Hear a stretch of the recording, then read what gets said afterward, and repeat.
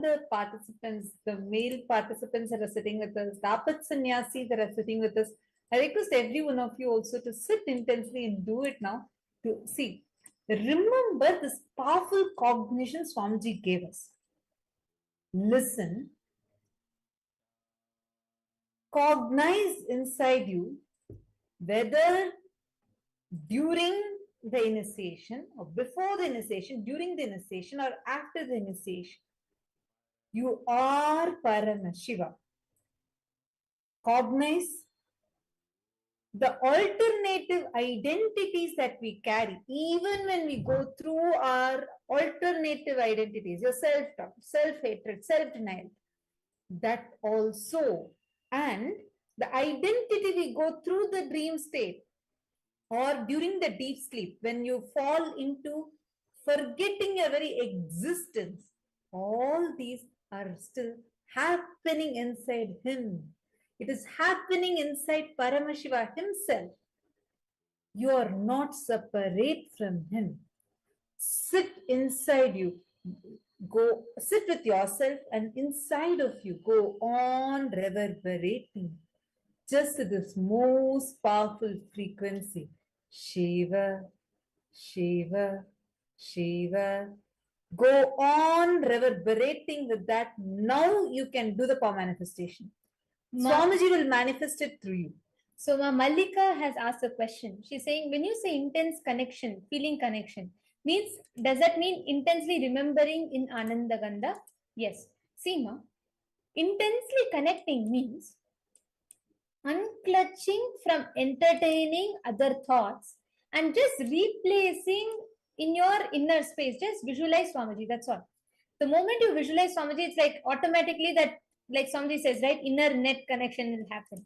So as soon as if you just remember Swamiji, see, sometimes for many of us, when we see Swamiji's Atma Murti, we'll experience that connection. Sometimes when you just hold the Atmalinga, you'll experience that connection. It is your individual connection, how you enjoy that sweet feeling when you remember Swamiji. Whatever makes you experience that sweet feeling, do it. Sometimes when you watch Oneness capsules, you experience that deep feeling connection. Whatever makes you cherish that deep feeling connection, do that. You're understanding, no? Sometimes it can just be closing your eyes and remembering Swamiji. And the moment you remember, just surrender all the thoughts. So like Swamiji said today, right? Like how kids have ADHD, adults will have SDHD, which will turn into LDHD. Anything in you that convinces you, maybe it will not happen. See, you have tried this many times, it's only power manifestation. Don't deal with it cutely. Ferociously deal with it. Tell no. Declare again and again. Swamiji told the ultimate Satya, our true existence is Him. Oneness with Him. Just fall in tune with that. Swamiji said, right? You don't even need to remind yourself of that. You just need to fall in tune with that frequency. That's and all. Just go on reverberating with this powerful frequency. Shiva, Shiva, Shiva. Go on reverberating with that. Okay. Sit now. Just what a darshan. Wow. Wow. Such a powerful darshan. Too beautiful. I just had no words to describe it. I'm just seeing every one of you with wide smiles. I know many of you, it's middle of the night. I still see bright white smile. Understand, we have been initiated and blessed in the most rarest way. We are literally the most blessed, not just in this planet, in this whole universe. The cosmological alignment, sitting at the right time with the right person, with the right space, right? Everything is falling in tune so beautifully. Swamiji has blessed us 90 days, guaranteed enlightenment. Wow. Understand, only we have received this blessing. If you are sitting here, be very clear. It is not because you came because you wanted to come. No. Swamiji has chosen you. The only reason you were able to tune in today, it might have been anywhere else. You might have just missed it because of something else. No, you were here because Swamiji chose you. Remember this. You're his own, you're him. You sit in whatever identities we may be carrying, all that is still established. The core, what we feel as me, that I, that core of you is established on Paramashiva. In his core, Swamiji himself, remember the powerful cognition Swamiji gave and sit now, you will manifest. And Kailasa, Taiwan, Kailasa, I see a group sitting there. All of you, what you all can do is right now, just manifest with each other also. Once you manifest, just go ahead and start manifesting with each other. Mahanitya Purushananda is asking about Living Enlightenment book. Like Swamiji told me, every Kailasa centers near you has it. And especially Los Angeles already has the books. You can contact your respective House of Representative. For Los Angeles, it is Mahanitya Muktikananda. Please do get in touch with her and they will be able to guide you. Or you can just directly go to the temple and the temple will be able to guide you. Ma Hui Nu Wong. Sit straight. Keep your head, neck, and spine in a straight line. Intensely connect to Swamiji. I actually see the whole group energy is so beautiful. The whole, actually, when we are seeing all of you in front of us on the screens. When we see each and every place, whether I know it is for Taiwan, it is late in the night, early morning, I think already. And for Australia, it's a different time. For Malaysia, it's a different time. Each time zone. For India, it's midnight. Everywhere, I see people sitting with so much of energy. Like I can see right from whether it is Ma Sangita from Paramashivoham Level 1, or whether it is a Taiwan Kailasa, whether it is Ma Hongzu, Ma Iva Pillai, each one are sitting with so much of energy. This energy is what is Shakti Pada. Like Swamiji blessed, Shakti Pada evolves into Shaktini Pada, evolves into the deep oneness with Swamiji. Every one of you are feeling this intense energy because of the intense Shakti Pada, that feeling connection, the way Swamiji infused that Kundalini into us. Sit with that now. Manifest. Close your eyes. Reshav, you should sit up now. When you're manifesting powers, do not lean, do not lie down.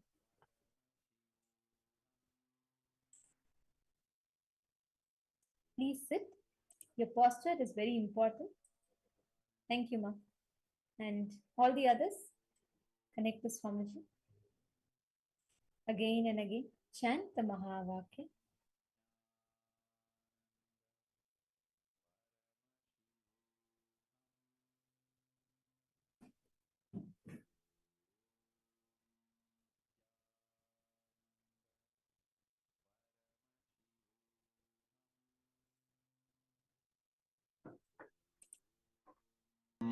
Nithyananda Paramashivoham. Anybody needs any kind of a support. Let's say you want some kind of a help, you have some question, feel free to post it in the chat and we will be able to support you and help you. All the participants that are sitting with us, the participants that are sitting across various time zones, various Zooms that are here, take a few minutes. Any question, any kind of a support you want, please post it, but sit and do the power manifestation. Do not get distracted. On Balasubramanyamaya, Kunyushan, Bhavin Patelaya, Srishaya, all of you sit now. Intensely, you will see how the power manifestation happens. Hansa Vagjani, actually, if all of you, that entire group, Europe team, I think is there. All of you sit for 21 minutes, finish the power manifestation before dispersing. Understand? Satsang concludes with power manifestation. Do the power manifestation process intensely because the initiation will settle in you all with power manifestation.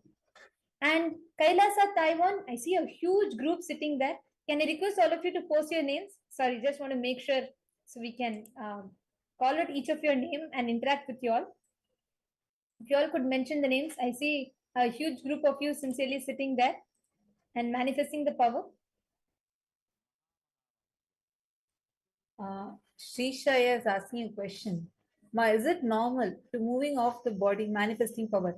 Aya, especially because Today, the initiation, understand, all of you listen, the initiation we received today is extremely powerful. So the spiritual experience happening, just enjoy it. It's a gift for you from Swamiji. It's a direct gift for you, directly from Swamiji himself. It's a gift for you. Enjoy your spiritual experience. In fact, you can even make a video of it and post it. Understand? Not a joke. Each one of you sitting here, you were blessed, chosen, only reason, because you were chosen, only you are here. You're able to experience this power manifestation, able to experience today's darshan, the initiation. What a blessing! What a blessing! This is rarest, not just in this lifetime, but in janmas. How many ever janmas you take? What is the chance that you will be able to be here, experience it when this cosmological alignment is there? And moreover, when Paramashiva is in this physical body, manifesting powerfully as his Paramavatara. So you're blessed directly. Swamiji has blessed you here. Just enjoy it. Shishaya, sit now. Do the power manifestation. And whatever experience you're having is because of that high frequency Swamiji has taken you into. So enjoy it as a spiritual gift Swamiji has blessed you with. And I also see Ma Sangeeta and a few others asking about the Bhagavad Gita book. And also you've asked in particular about where you can get material about Paramadvaita. Ma Paramadvaita, there's a lot of satsang Swamiji has spoken on. But now we also have the Nithyananda GPT. So yes, just head to Nithyananda GPT and ask. You will get the answers and you will get the all the content about Paramadvaita. You can learn from that. And regarding the books, please do make sure that you reach out to your respective temples, house of representatives of your regions. So I think you're in the US, if I'm not wrong, right? So nearest KAILASA around you, you can reach out to them. Surely they'll be able to guide you further.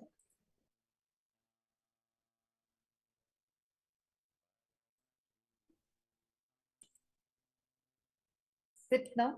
Every participant sit, deeply connect to Swamiji, and you will simply say, I am seeing the intensity, so many participants, especially being your nighttime, middle of the night. Come on, it's Shivaratri.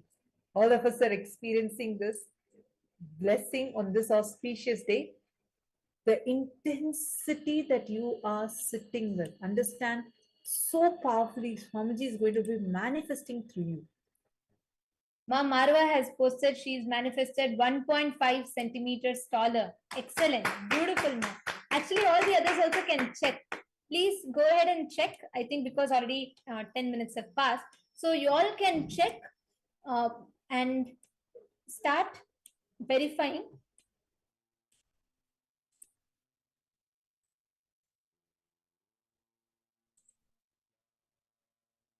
And share with us.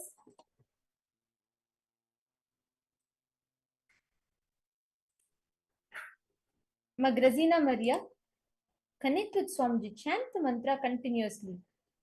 Understand just that frequency in which Swamiji has initiated you into. Remain in the same frequency. Remember the powerful cognition beyond your self-doubt, beyond your self-hatred, beyond your self-denial. You are Paramashiva. You are beyond everything else. The real you is Paramashiva, Swamiji himself. Your very core, the core of you, who you think you are, even that is established on Swamiji. Beyond our self-doubt, beyond our limiting patterns, whatever you might be going through, none of that can take away your conscious sovereignty, the conscious supremacy of you. Remember that. Go on cherishing that inside of you. Remember it. That remembrance is enough.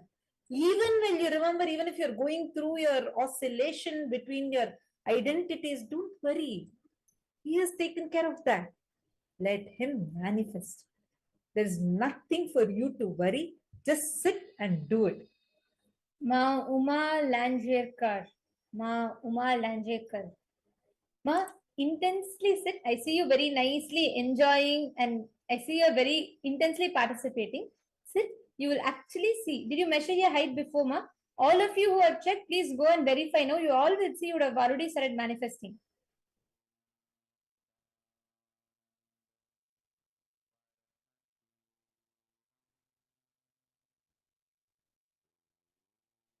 Wow, today's energy is itself so different.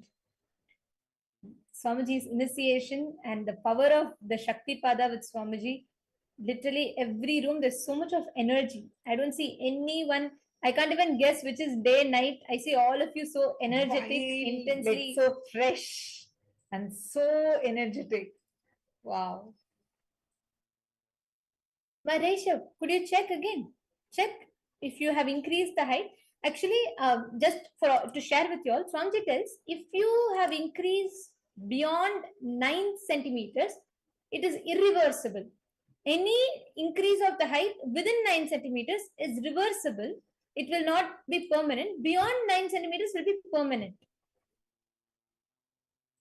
So you should aim to manifest beyond 9 centimeters. That is only actual manifestations, because when it is within 9 centimeters, naturally our body itself has sometimes tendency to expand and decrease. So Swamiji says many times you will get a self-doubt whether you will not know whether it is manifestation or whether it is natural process. So aim to manifest beyond 9 centimeters.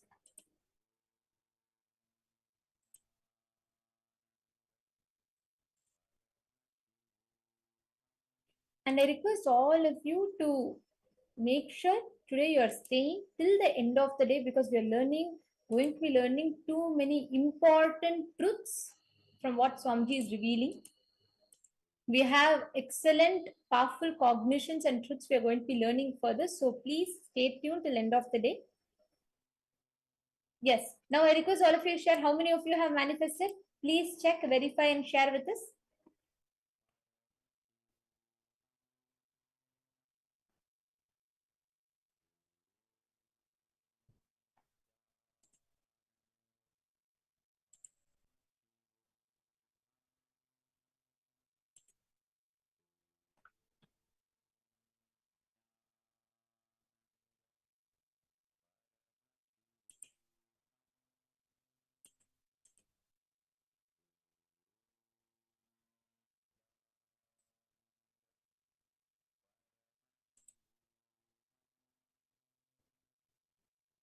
Ma Marva, yes, if you increase beyond 9 centimeters, it will not go back to normal. Like, for example, if you are, let's say, 170 centimeters.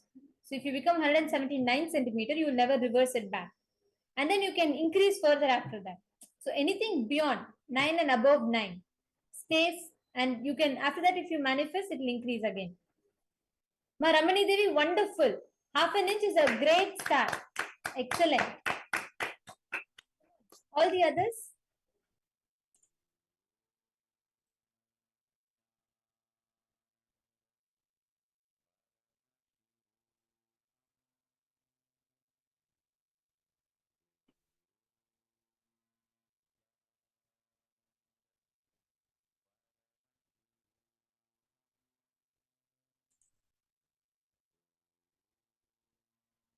Mahachandra Sarananda. Ma Mahachandra Sarananda. Chant the Maha Mantra. Continuously chant. Your lips should constantly be moving with the vibration. Like Swamiji said, it's not just repeating. You should vibrate your whole body. Just how Swamiji chants, right? Just listen to Swamiji chanting. When you hear Swamiji chanting, he just continuously reverberates through your whole being. So just keep chanting like that. Ma Shuka Yoga. I see you're saying Ma. Yes, Ma. I'm so very energetic. Very good. Energetic. I think it's early morning or midnight in Malaysia. Wonderful. Sit now, and you will also simply see how the power manifestation happens. All the participants understand you have received, each one of us have received the most powerful, loving initiation from Swamiji. Swamiji will be manifesting now through each one of us. You all can post here how you are manifesting the powers, and throughout we are going to be continuing the Paramashivoham program. All the participants, please make sure that you are making some time so you can sit and attend the sessions. Today is, I think, today full day, right? You can attend this entire program. This will benefit you a lot, and this will also be part of your vratam for this Paramashivaratri, this Mahashivaratri. So sit and let us all experience these powerful cognitions just becoming our experience. Uma Lancashire, sorry, I think I'm pronouncing your name wrong. And you said that you have increased about 0.7 centimeters, but you would need better measurement too. Okay, Seema, you just focus on the experience. Get a better measuring tool. That's all. That'll all help you. But focus on the experience of manifesting. And 0.7 centimeter is still a manifestation. Understand? Don't even give legitimacy to your self-doubt. You manifest it because your Swamiji is the one who's manifesting through you. He'll manifest. Go on celebrating his manifestation through you. Don't even think, am I doing it? Or is it only this much? Even 0.1 centimeter is a manifestation, because how will you grow 0.1 centimeter in a matter of few minutes? You're understanding? So 0.7 centimeter is not something small. That is also a manifestation. Enjoy the manifestation. Ma Sangeeta is asking, does not being able to manifest mean I didn't receive the blessings fully? Ma, how to receive full blessings during darshan to manifest powers? Firstly, Swamiji tells very beautifully, you should never measure the energy, the feeling connection based on your manifestation. Instead, you should say, I am, Swamiji showered me, and the manifestation has to happen. Understand, ma? Firstly, Swamiji blesses each and everyone. You all should know, Swamiji continuously sees every screen, person by person. When Swamiji blesses, Swamiji knows you, Swamiji sees you, Swamiji will know each of us face by face, person by person. Swamiji will know us personally. I have noticed this multiple times. I have seen multiple times Swamiji will say, including not just us, Swamiji will even remember the pets if you have. Like there was a participant who was very new. She used to have her dog every day sit with her. So one day Satsang Swamiji suddenly said, hey, make your dog also sit for this initiation. It will also understand. That participant was surprised. How did Swamiji know? Swamiji watches each one of us, not just cosmically, even physically. Swamiji sees and blesses us. So understand, Swamiji's blessings are showered upon us. Every day Swamiji is initiating. So there is nothing called partial blessing, full blessing. Blessing is a blessing. You just focus on manifesting the experience based on that powerful cognition. Okay, ma? So now, as all of us are going to be continuing the manifestation, we're going to be listening to the next session where Swamiji is going to reveal on what is asampragnata samadhi. Today is a very day where the formless manifested in the form of a huge light, Lingodbhava. That's the significance of this day, Mahashivaratri. Asampragnata samadhi is when you experience the state of samadhi by moving beyond just connecting just to a form of a deity, or where your feeling connection is just to a deity, moving from that to directly having the oneness experience with the formlessness and having the experience of formless in the form. Let us all now listen to this powerful revelation directly from Swamiji, and you will see how it starts becoming your experience with this powerful initiation. It will just become your very experience. Let's listen to the revelation now from Swamiji.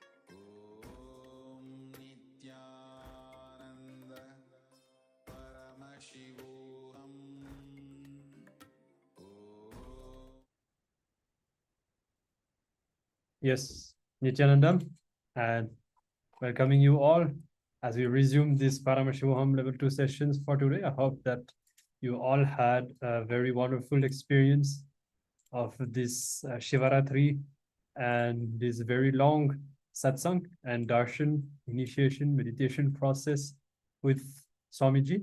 And I hope that you all enjoyed and had a very great experience today. Now, as we are going to continue to this Paramashivoham Level 2 sessions on this last day.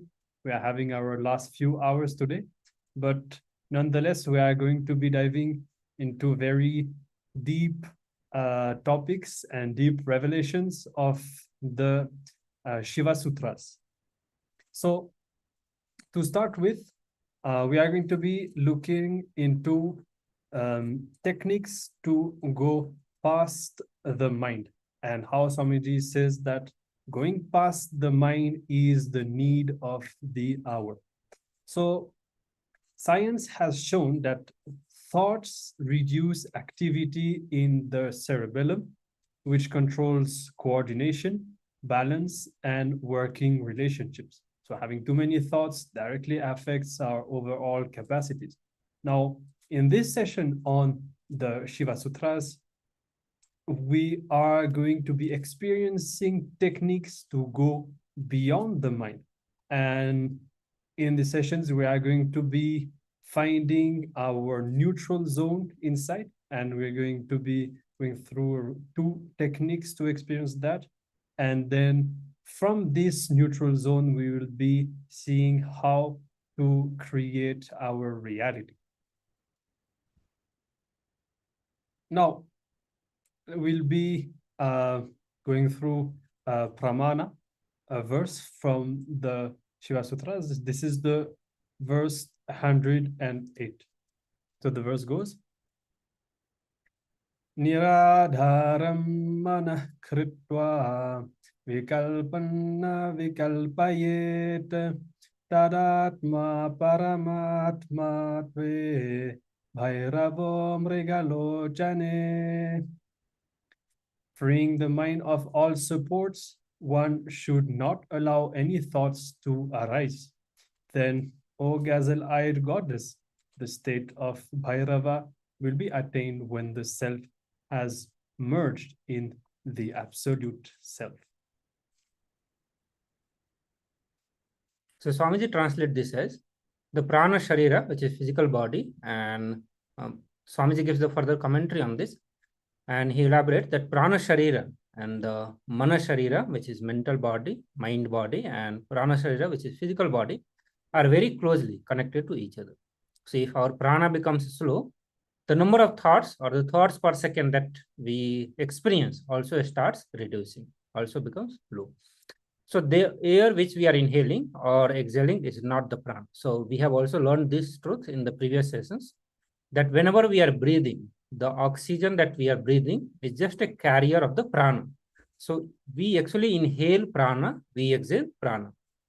So prana, which means life force in Sanskrit.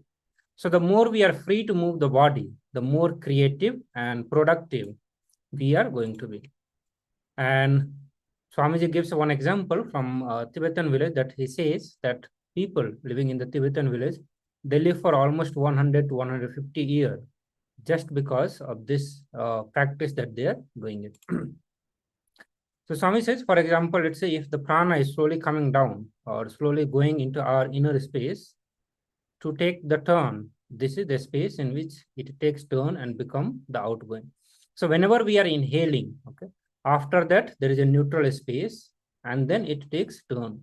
So whenever the breathing, while we are inhaling or while we are exhaling, it goes through a turn, and that space is the neutral zone.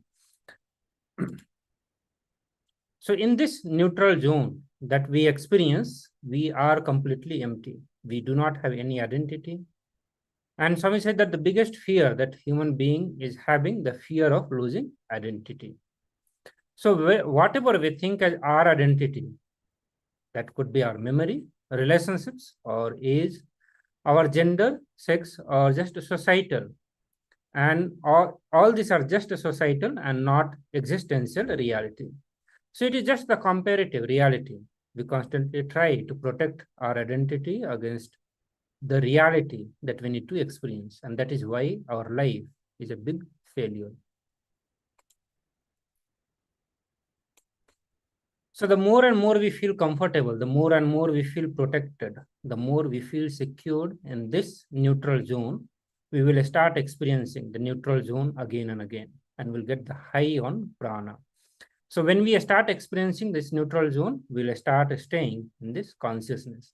So these are some of the great truths Swamiji is revealing from the Vijnana Bhairava Tantra or Shiva Sutras. Now we are going to be watching one of the video where Swamiji is explaining how to experience the neutral zone, what exactly is the neutral zone, and how to experience and how to establish ourselves into the neutral zone. So let us watch this video.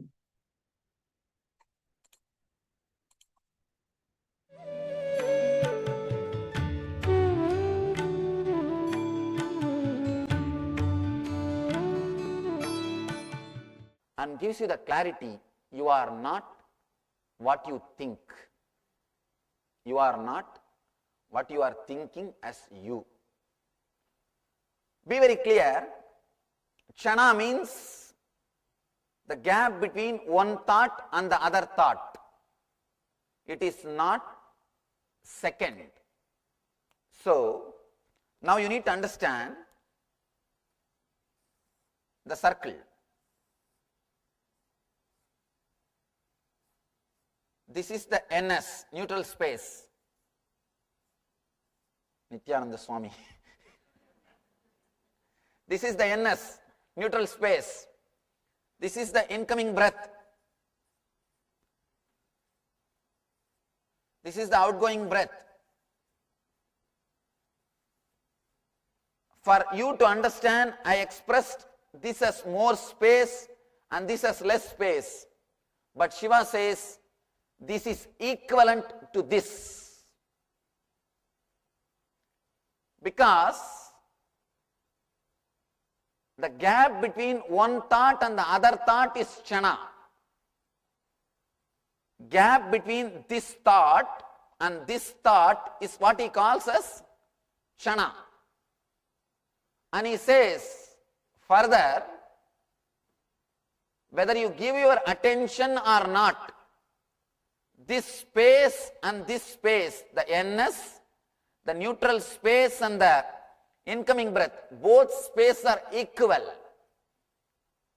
But we think this is more because we give too much of attention to it.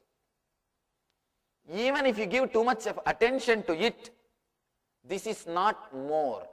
Let me give you one small example.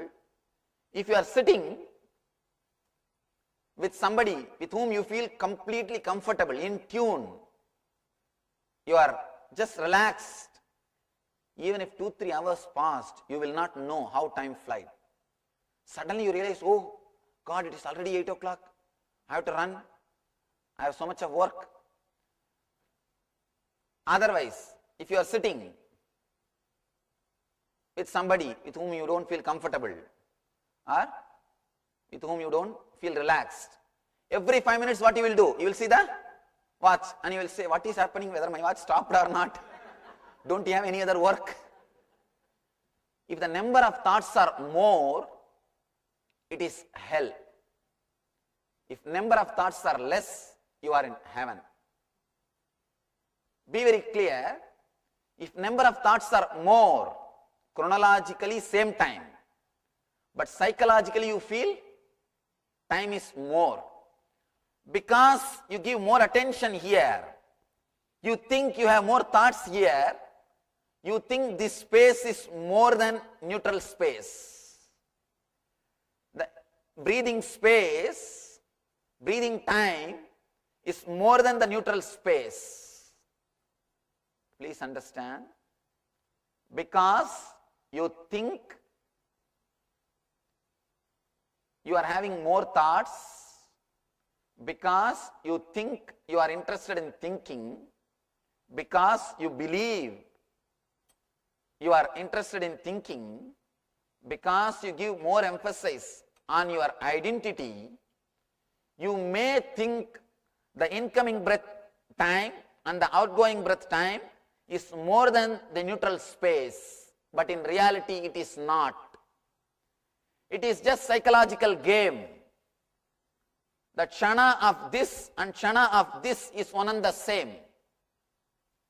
Kshana of this, kshana of this time, the way in which your mind moves.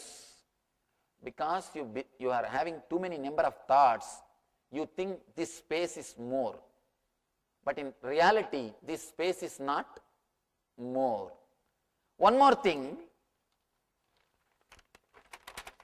how you miss the depth of this space.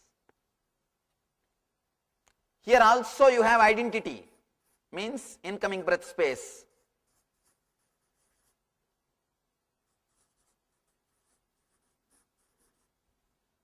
Outgoing breath.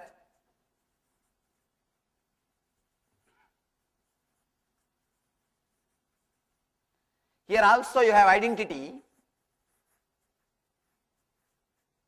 Here also you have identity. Identity is the space which you know. Here you don't have identity. The big problem is, when there is an identity, you are able to connect and see all the identities. You connect and see. Let me be very clear. Let me give you in this way.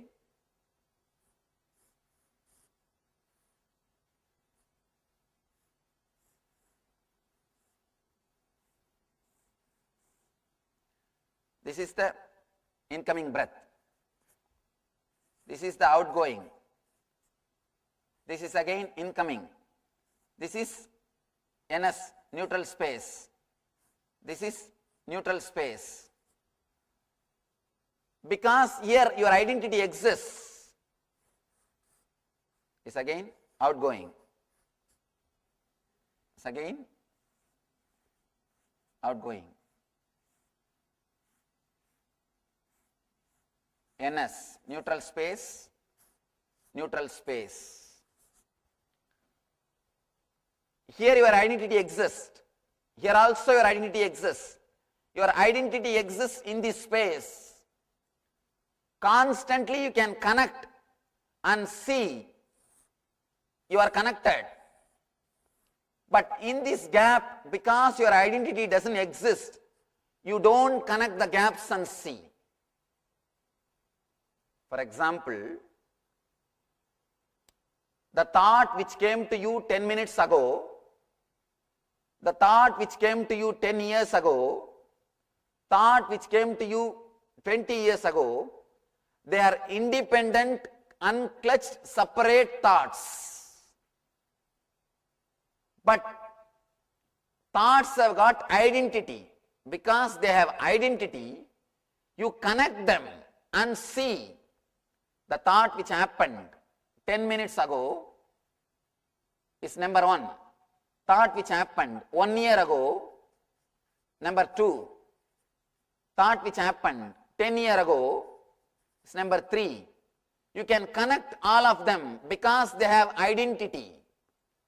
But the gap which happened 10 minutes ago, the gap which happened 1 year ago, the gap which happened 10 years ago, you don't connect them and see that you are constantly experiencing gaps. The suffering, the depression which you had 10 years ago, the depression which you suffered 7 years ago, the depression which you suffered 3 years ago, the depression which you had yesterday, all of them are independent, individual, unconnected thoughts. But because they are thoughts, you start connecting all of them and create the shaft of depression. You have an idea that your life is depression. For last 10 years, I am suffering with depression, Swamiji. You create a big shaft. You take all these unconnected unclutched pieces. Each bit is an unclutched bit. You just take all the unclutched bits, you connect all the shaft and create a shaft. If it is a pain shaft, you try to break it. If it is a joy shaft, you try to increase it. You don't understand, you can neither break the shaft nor elongate the shaft because the shaft doesn't exist. Whether you see it or not, it is pure imaginary shaft. It is pure imaginary shaft.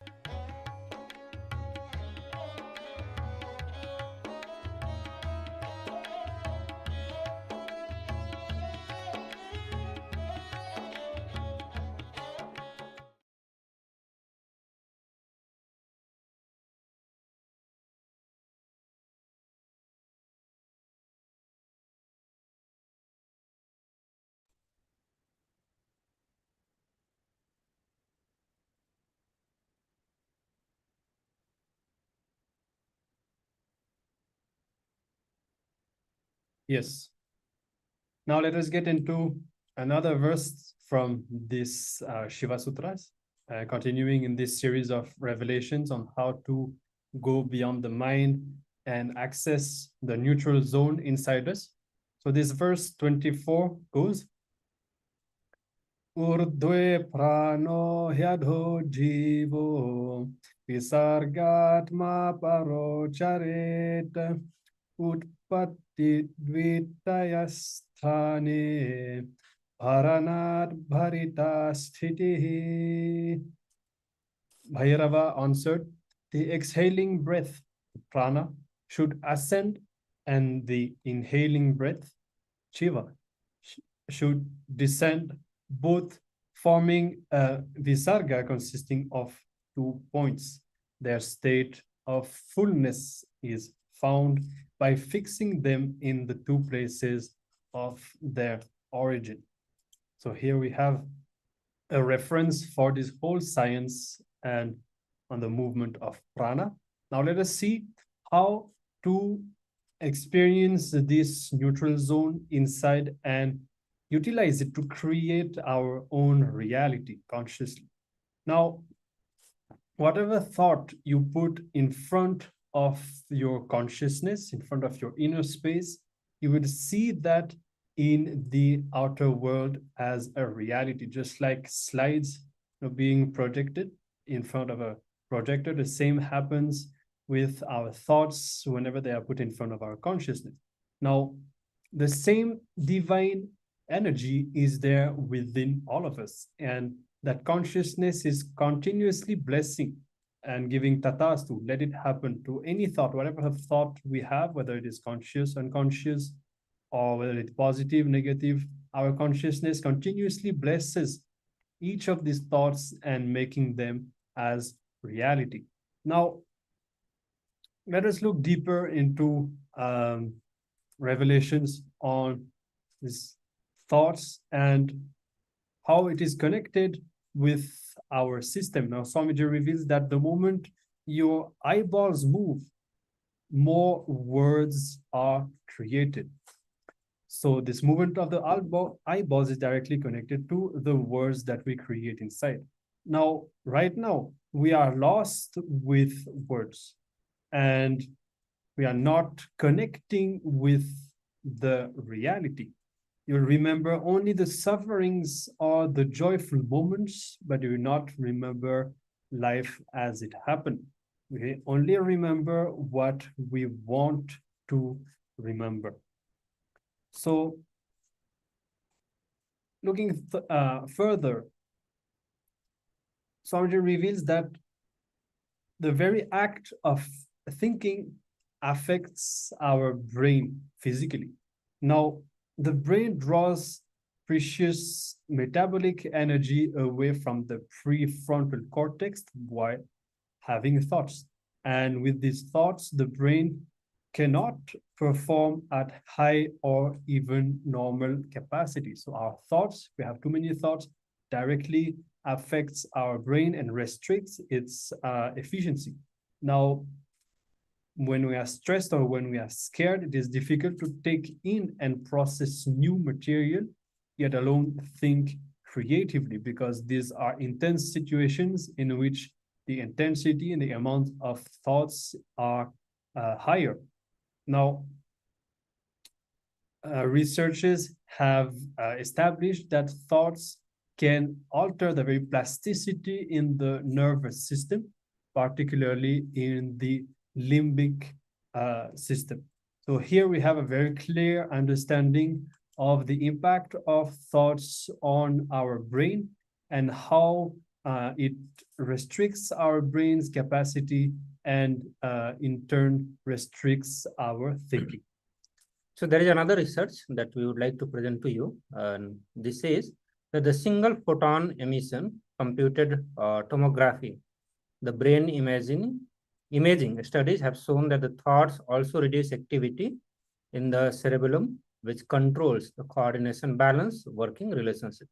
Thoughtlessness leads to the increased activity in the cerebellum, which directly helps in coordination and increase the brain activity to grasp and respond to situations.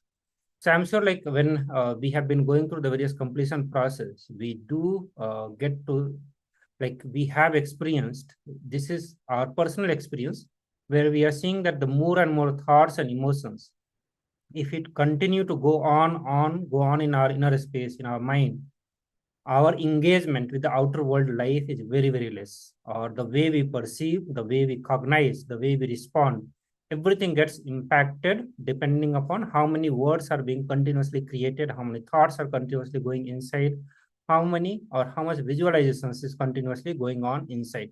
So our engagement continuously get disturbed with what goes on inside. So through this various technique, Paramashiva is revealing how to go beyond the variety of words that we create or the mind that we create and experience the neutral zone, which is already available in us. And once we get into that neutral zone, whatever thoughts, whatever reality we want to create, if we just put our thoughts, as a desire in front of that consciousness, in front of that neutral space, simply it becomes a reality for us. So whenever our dreams becomes a reality, suddenly the realization dawns that what we think as a reality is nothing, but that too also a dream for us. So in the next technique, the verse number 101, Paramashiva says that if one makes one's mind stable in the various state of the desire, anger, greed, delusion, intoxication or envy, then the reality alone will remain, which is underlying them. So this is one of the powerful technique and the truth, both, which we can say in this verse, Paramashiva is revealing to all of us that whenever we are able to maintain the stable, calm mind, when we are going through these various mood swings or the various moods that we are going through, which is either anger or greed, delusion, intoxication or envy. So any kind of mood when we are going through, and we know that through our personal experience that whenever we go through, we are completely carried away, we are completely taken over by those patterns, and we do continue to respond out of that. But if we continue to maintain, to be stable, we can actually go beyond it and we can experience the reality. So whenever our emotion overtakes us, and if in those situations we can just be without moving our body, without cooperating with our emotions even once, we will be liberated from that emotion.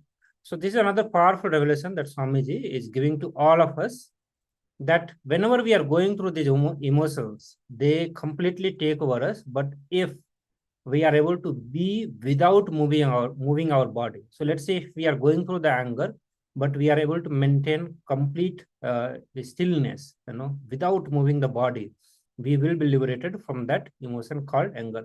So whatever emotions we are going through, we can just keep ourselves frozen, literally still in those emotions, we can free ourselves. As long as our body is moving, we will not be experiencing that intensity of emotion. We will not experience the flood of emotion in us. And only when we lock our body completely, we will experience the neutral zone. And so the moment we experience the intensity of the emotion, with the intensity, when we go through the emotions, we get liberated from that emotion. And that is what happens when we maintain the complete stillness when we go through that emotions. So if we are aware before our thoughts raise, and only then we will be free from the judgmental attitude. We will be liberated from constantly judging. So being aware before the thought comes, being aware before the anger comes is the only way to liberation. So whenever any thoughts are arising, if we can just figure it out, if we can just be aware of that thoughts before even it has arisen, if any emotions that is coming, if before it comes, we can be aware, we can get liberated just through that awareness process. So with this, the various technique that Swamiji revealed to all of us, it is time that we do practice some of that for a few minutes and experience that neutral space within us. So I request all the participants to come to the space of meditation.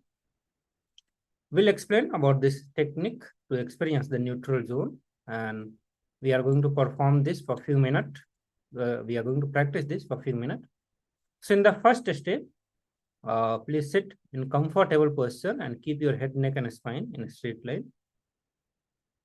And you are going to lock your eyeballs and sit without movement. So as we saw in the previous slides, that Swami is saying that as long as our eyeballs are moving, we are continuously creating words. So the way to reduce the creation of word or creation of mind would be to locking the eyeballs. And for locking the eyeballs, the Swamiji gives one technique that just visualize that your eyeballs have become of a stone. Just visualize for a few moments or few minutes that it has become a stone. The moment you start visualizing it as a stone, automatically you will see that your visualizations and the words that is getting created will drastically reduce. So that is what it means by locking the eyeballs also. Once you are done with these two steps, then comes the technique where you are going to breathe as slowly as possible and breathe in, and then you are going to hold and exhale as slowly as possible. So here it is not like you have to hold for a long time. You just breathe as slowly as possible, hold for a moment, and then exhale as slowly as possible. So the whole focus is going to be breathing slowly and exhaling slowly. And then when you are doing this, after a few moments, you just start watching, witnessing the gap between your thoughts as you inhale and exhale. So the moment you start, so this is the practice that you are going to be doing. The very first step, you just come to the comfortable posture and sit straight, maintaining your head, neck, and spine in a straight line. And then you lock your eyeballs, means visualize your eyeballs that they have become stone. And after a few moments, you can start witnessing the breathing. Not just witnessing, you consciously take the breathing as slowly as possible. And consciously, you have to exhale as slowly as possible. And while you are doing that, just witness the gap between your thoughts. So I request all the participants to start this process. I'll also project the instruction for all of you.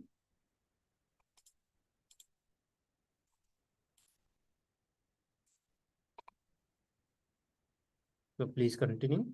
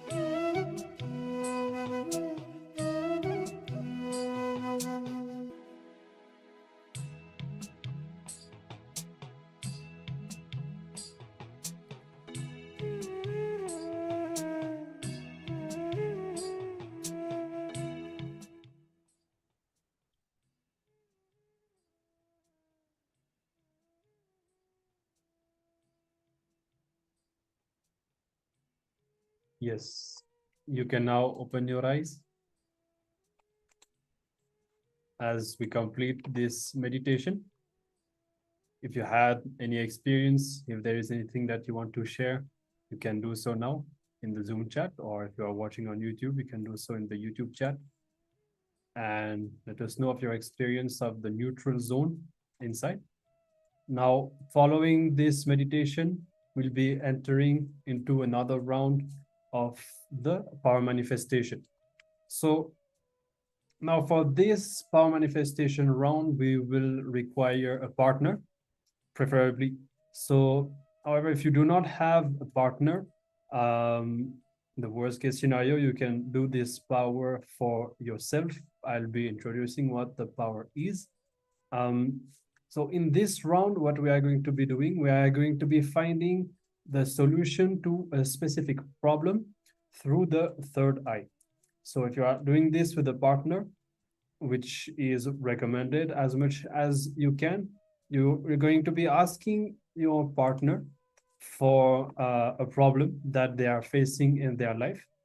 And while manifesting the power, so by switching off our logic without trying to find a logical solution for this problem, just by seeing through the third eye, we are going to be finding the answer of that problem through power manifestation. In case you do not have any partner, what you can do, you can write down a problem that you are personally facing.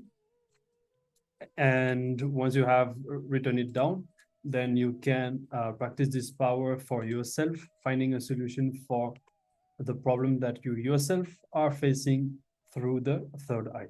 So I hope you are all clear about what we are going to be doing. Now you can settle down and you can bring this power manifestation space. You can close your eyes, and to start with, you can ask your partner what is their problem. We'll start with that. And if you are practicing for yourself, you can write down your problem on a piece of paper, and we'll be giving a minute for you all to complete that. And then we'll be entering into the power manifestation. Now, meanwhile, while you are all completing this first phase, let me remind you all of a few basic truths, basic principles of the power manifestation. So you see, when we manifest the power, as all of you would have now experienced it well by now, I'm sure, the power manifests from the space of oneness. So we, as we know ourselves, we do not manifest the power ourselves, but instead, while experiencing this oneness with Swamiji from this space, then the power manifestation happens. So throughout the power manifestation, we are making a conscious will for the power to manifest, but our main focus is on experiencing oneness, continuously keeping the focus on experiencing the state of oneness with Swamiji, and from this space, the power simply manifests. So it's now time to start. I hope you are all done penning down the problems that you are facing, or that you are done sharing with your partner. If you're practicing this with a partner, both of you are going to be scanning through the third eye simultaneously. Okay, so we're not going to be having two separate rounds. You both can manifest simultaneously, one for another. Now we'll be beginning the power manifestation. You can sit, you can close your eyes and start chanting the Mahavakya, Om Nithyananda Paramashivoham, and unclutch. Allow all the thoughts to come and go. Do not engage with any thought, and experience this space of oneness, remembering Swamiji inside your inner space, remembering Swamiji in your third eye. You can visualize Swamiji in your third eye. Mahavakya. Om Nithyananda Paramashivoham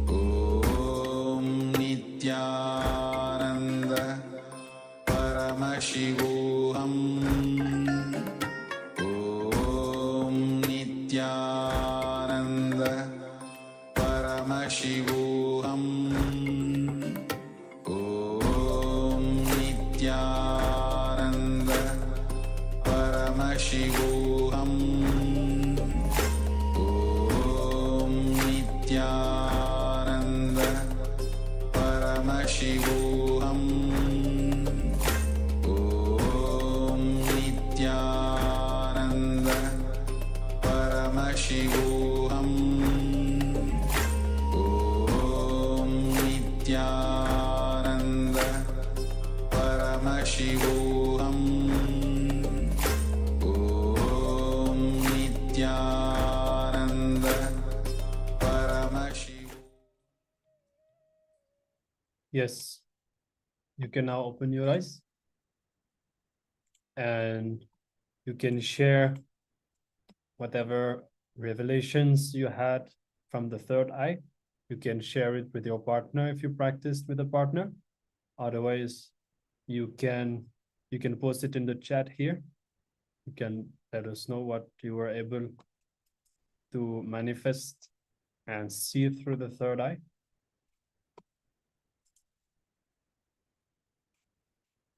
And you see, this whole power is really about seeing, seeing beyond. Just like I was explaining yesterday with regard to the third eye reading, it's not just about seeing the image or seeing the word, but it's about seeing, for example, if it's an image, you may be able to see the thought current of the person who has, see, if it's a drawing, for example, you can see the thought current of the artist who drew that picture, and you'll be able to see the reality much deeper at a much deeper level. So even here, in case of this power, the third eye will show us exactly the blind spot, and it will reveal the powerful cognitions that will help us to have an immediate breakthrough and not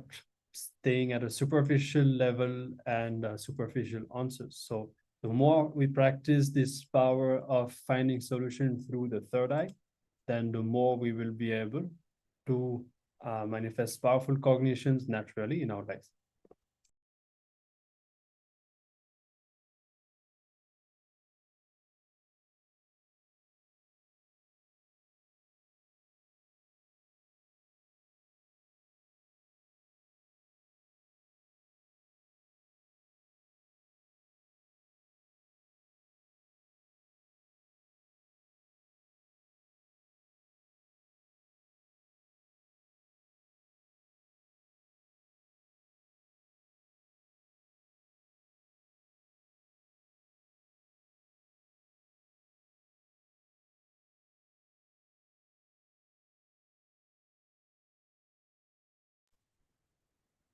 Okay.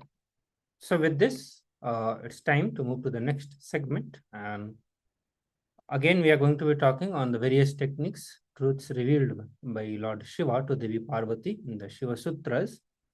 And in the next verses, Paramashiva explains, and Swamiji gives the commentary that reveals the various truths on that there are different levels from which we can operate our body.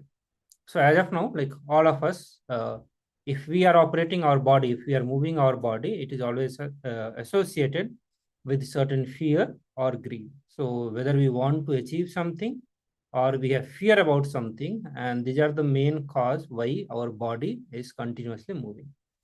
But there is another way we can also move our body based on the prana, just the life force.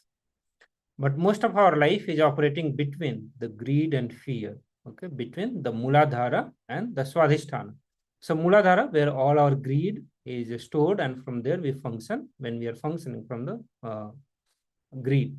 In the same way, Swadhisthana Chakra, where all our fear memory are stored. So these are the two centers between which we continue to oscillate and between which we continue to function. So in this meditation technique, Paramashiva says that he is making us experience a cognitive shift out of the fear and greed. So he is going to be giving a powerful cognition through which we will be able to shift ourselves, our operation, from just fear and greed to the life force. So through this technique, we can experience beyond body. So once in a while, we should allow ourselves to be like a liquid, free flowing, and this keeps the energy in our system active and alive. And we have gotten so used to routine in our life that we are truly living without any life force. So what technique that is going to be the best? So accordingly, what Paramashiva is saying that, we are so much into the routine that we have forgotten to be a free person. When he means free, it's not like a free in terms of time, but a free flow. So once in a while, we should allow ourselves to be free flow, get out of the routine life that we are living and live out of routine life. And that process, that lifestyle keeps the energy in our system active and alive.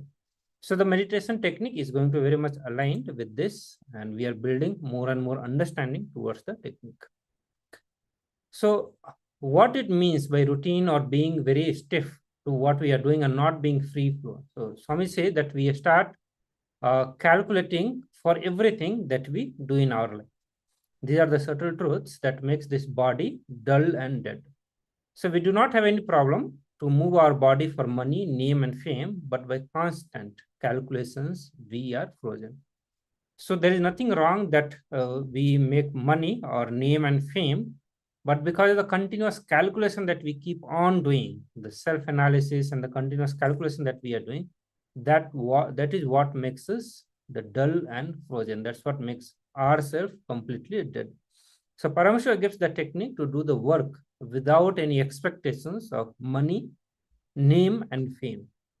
This will allow us not to give fuel to our fear and greed that drives our energy. So when we shift our cognition or shift our energy, so right now all of us focus more on giving energy to greed and fear and continue to function based on that. But the moment we shift our attention or shift our whole focus of giving energy to fear and greed to start doing the work without having any kind of expectations, money, name, and fame, that is going to give us a cognitive shift.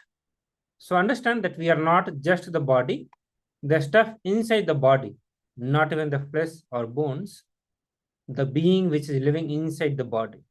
And all our problems, difficulties, all our depressions, all the pains, all our suffering is just because of this only one thing, and that is I, the identity that we hold on to it. So the I, which we think as a solid, is not exactly solid. Okay. So all the suffering, all the pain, all the depression is from the single root, and that is the identity, the various form of identity that we carry. It includes all the idea about the pleasure and pain, suffering. It can include anything, and the totality that we see ourselves as of now. All this is nothing but the identity that we carry. And Paramashiva teaches us how to disengage ourselves from this identity. And he gives a technique, and the technique says that in a moving vehicle, by rhythmically swaying experience, or in a still vehicle, by letting ourselves swing in a slow, invisible circle, let us experience the consciousness beyond the body. So through this sutra, Paramashiva reveals this great technique to experience or the free flow or disengage ourselves from the identity on which we keep on holding, which is the root cause of all the suffering in our life. So if you are in a moving vehicle, so just rhythmically sway along with the vehicle movement. So whenever we are going through the vehicle, we generally hold on to something. But if we are inside the vehicle, the chances to fall or get into any kind of damage is very, very less if we are. So it's not for the person who is actually driving, the person who is sitting next or sitting on the car. So while you are moving with that, just move with the flow of the vehicle. So wherever your body swings, just let it swing. Or if you are in a still vehicle, let your body swing in a slow, invisible circle. And when you do this, just experience the consciousness beyond the body. You will experience disengagement with your identity. So whenever you are sitting in the vehicle while traveling or flying, just relax. So whenever our body is being moved, just relax from that movement, the continuous movement of the body that happens. And surely, Swamiji said that surely by relaxing, you will not fall. So if you are flying in aeroplane, you are not going to fall anywhere if you just decide to relax. Okay. So especially in the modern day where the seats are so comfortable, you are not going to fall. So what you have to do, just you have to let yourself freely, let your body freely flow.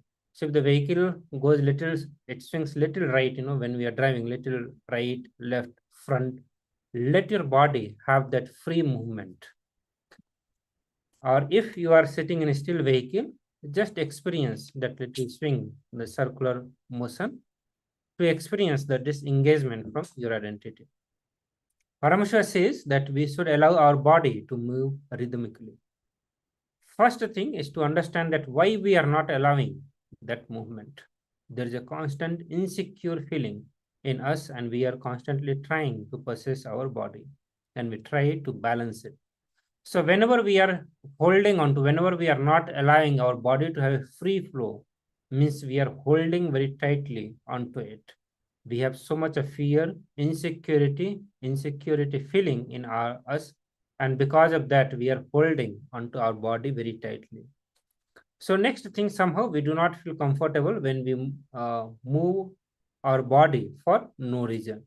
But here, as part of this meditation technique, you are going to do this practice. So if the fear and greed is the fuel for our engine, we will constantly carry the irritation and depression in us. For just 20 minutes to half an hour per day, do something which will not bring money, name, or fame.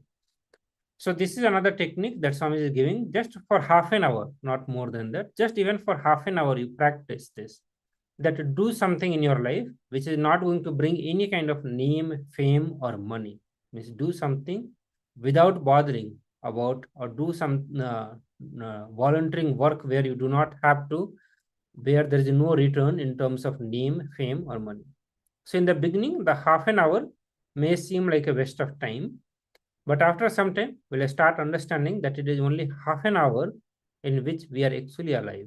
All other times we are driven by the fear and greed, which is continuously sucking our energy, draining the energy, and we get into complete laziness, dull or dead feeling. That experience start coming in our life.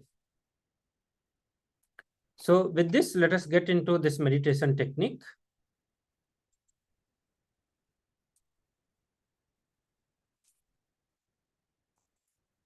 So here we are going to be entering into the meditation technique, and Paramashiva gives one very beautiful technique to have this experience. So this is our homes are exactly just like still vehicles, with a reference to the sutras that we have gone through. But even sitting here, by allowing the body to move or swing within its own way in invisible circles, we can feel the slight movement always happening in our body. So what does that mean? So we have to allow our body to go through very mild invisible circles. And when we bring our awareness on experiencing this very mild rotation of the body, then we will be able to experience our consciousness and our existence beyond the body. Swamiji used to say that especially during the processes and during the programs when our Kundalini is awakened, this kind of movement naturally happens. And many people actually have been able to experience this and see that their body actually moves in this kind of circles during the processes that Swamiji has taken. Now here we are going to be doing this on purpose. We are going to be putting our focus on creating and experiencing this mild rotation of the body. So we are going to start. You can sit straight and close your eyes. as always, if you are comfortable sitting on the floor, then do so, because all these meditations and all these processes always work better when you're sitting on the floor, especially on a hard surface, which is better for the posture and which helps awaken your Kundalini, and which facilitates the flow of Kundalini in the body, I should say. So you can sit and close your eyes. Now you can inhale and exhale as slowly as possible and as deeply as possible. You can settle down, putting your awareness on your breathing, inhaling deeply as slowly as you can, and exhaling as slowly and as deeply as you can.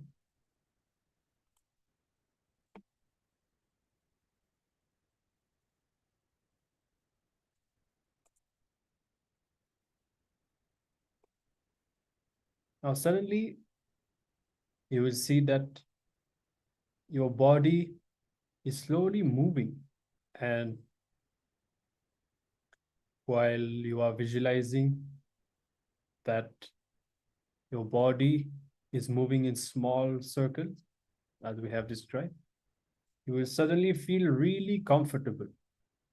You'll have, as you experience this state, and as you move away from this tight identification with the body, this possessiveness over your body will reduce,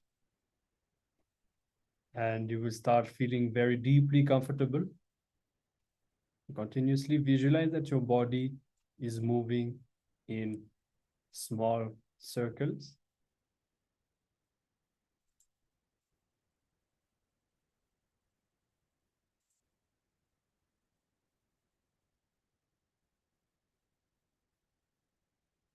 We're going to be doing this for the next few minutes.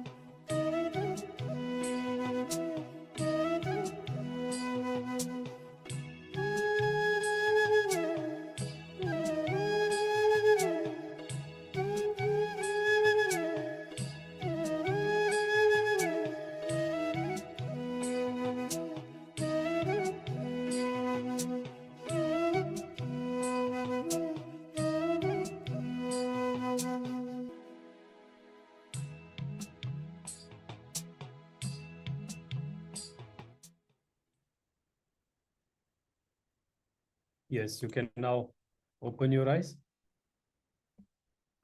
and come back to your body. I hope that you were able to experience this consciousness beyond the body, and now this meditation should have brought very deep, comfortable feeling in the body. So this is something that you can, you can keep doing. And as I said, this rotation of the body is, especially after being initiated by Swamiji, this is something that is recurring for many of us. So this is something that you can definitely apply and practice as often as you want. Now, immediately to continue in this series, now we'll be moving into another round of the power manifestation and another round of this third eye scanning.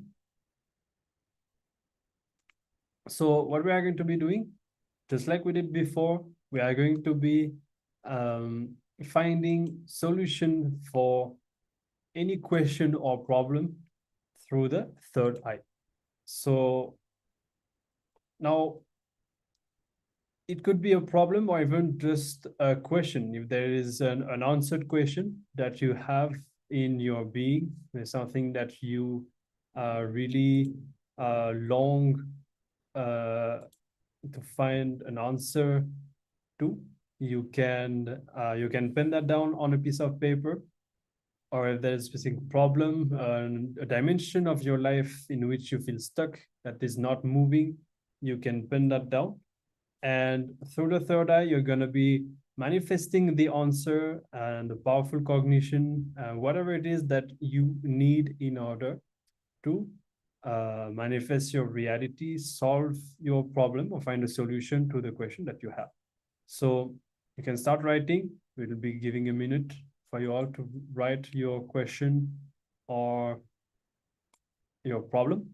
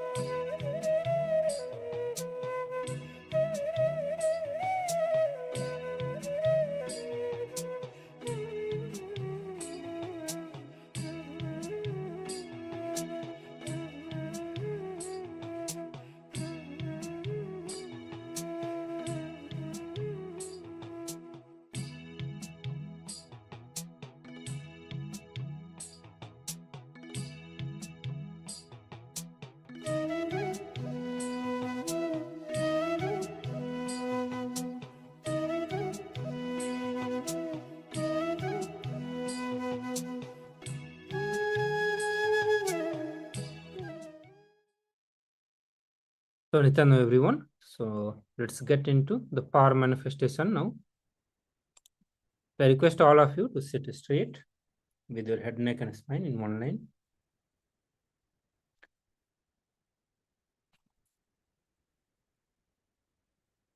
So put your question now inside your third eye. So start visualizing Swamiji in your third eye. Understand this powerful cognition that your third eye is a Swamiji third eye. Any question, any problem that you have in your life, when you put that inside the Swamiji third eye, automatically it will be healed. You will have the right solution for it, right understanding to deal with the problem. So please put your questions inside your third eye. Chant the Mahavakya intensely and loudly.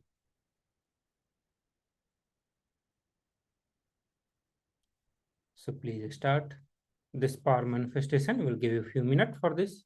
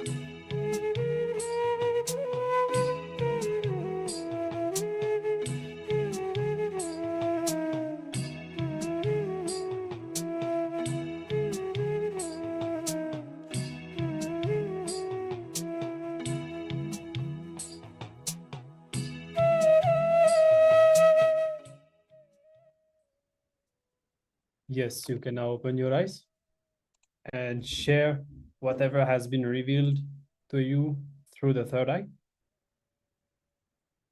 You can type it in the Zoom chat or in the YouTube live chat. Or if you have been practicing with a partner, you can also share that with your partner. And while you do that, we'll be moving on with the next session.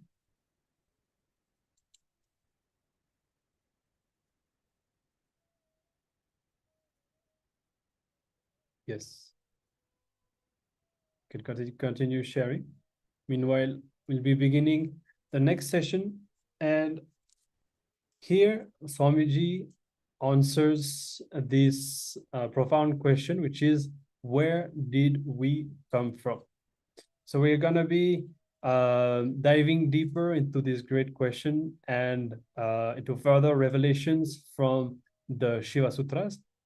And we are going to be going further into what composes this universe. So one thing is that all scriptures agree that everything was created from sound. And there are even many scientific findings, such as done by NASA, for example, that recorded the original sound of the universe and so on. So this is something which is very much agreed upon, that everything originates from sound. So how this connects to Sanskrit? The Sanskrit language is known as the divine language because it is the each Sanskrit word is the original sound of what it expresses. This is the original frequency, the original vibration of what is expressed through that word. So how can you tap into the power of sound?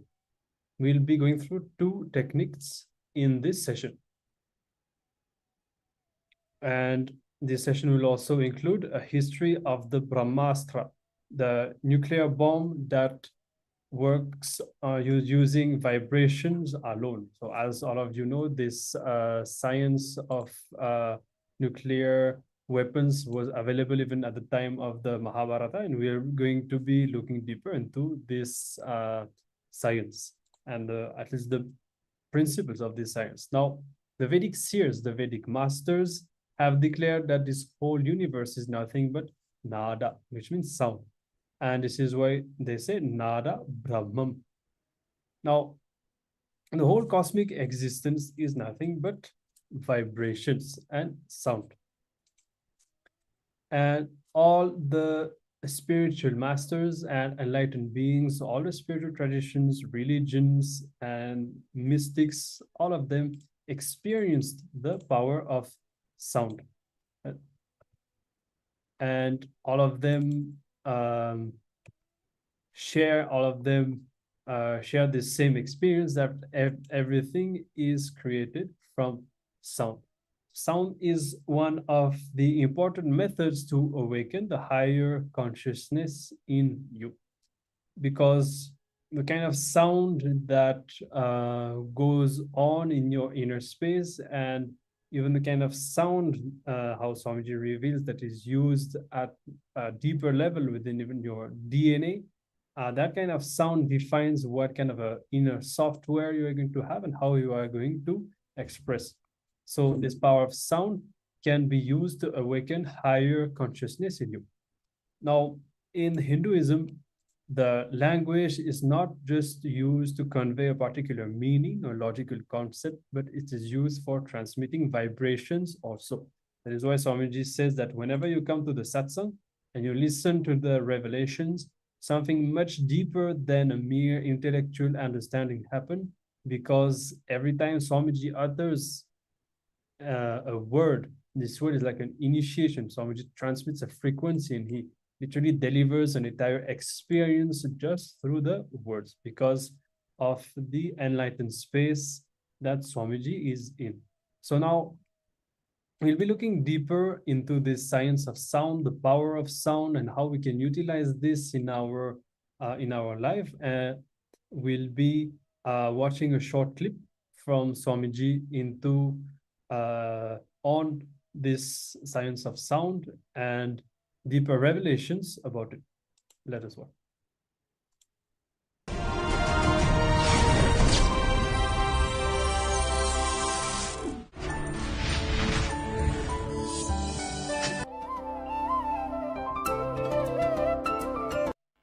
नित्यानन्देश्वरसमारम्भां नित्यानन्देश्वरिमध्यमाम् अस्मदाचार्यपर्यन्तां वन्दे गुरुपरम्पराम्.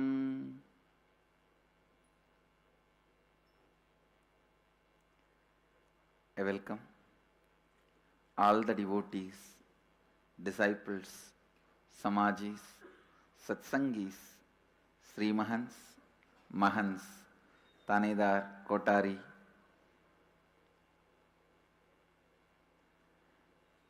everyone who is sitting with us in two-way video conferencing and through Nithyananda TV, Sadhana TV.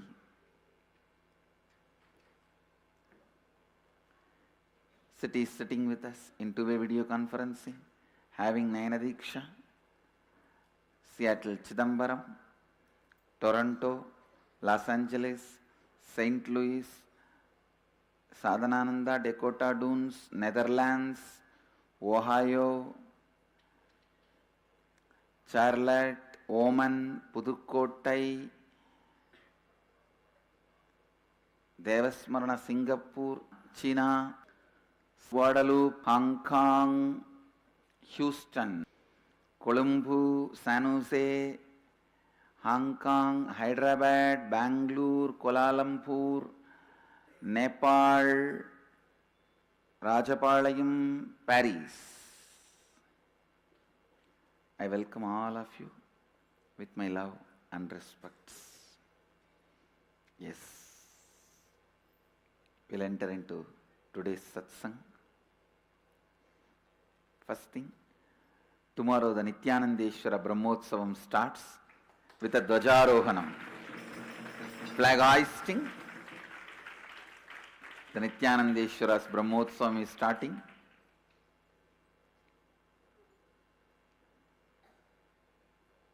So all the temples should be ready to celebrate.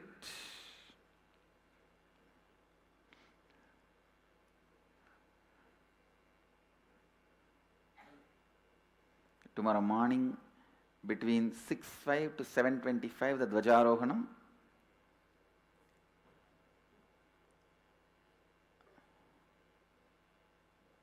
Pada Puja timing has to change.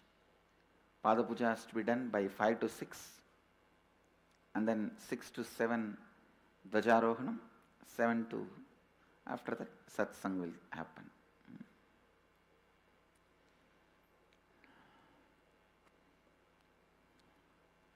Today I want to expand on few important truths. Actually, when I utter, I understand every word I utter is important. People say I speak so much. Later on you guys will understand I have not uttered a single extra word. Man who never uttered a single word which is not required means he is a mauni. Later on, you guys will understand, I lived in eternal mauna and I am living in eternal mauna because I have not uttered a single word which is not required, which is not important.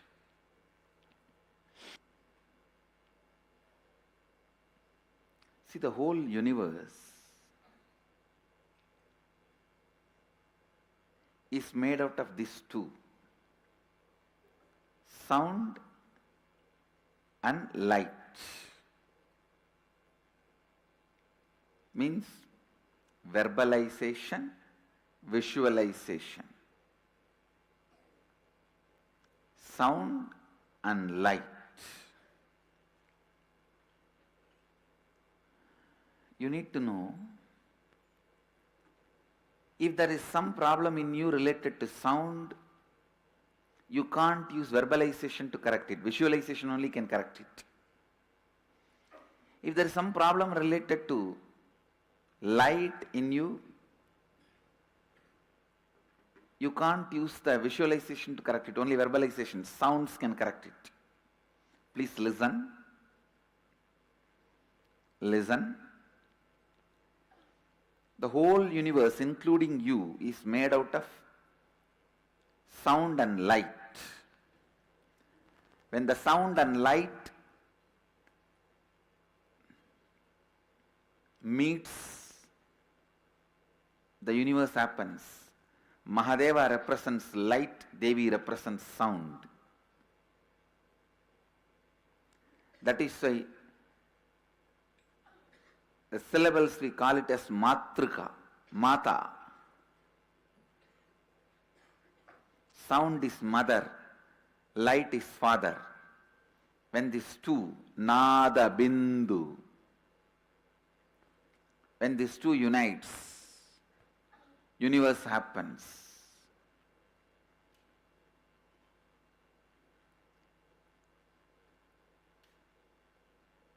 Science of Srividya,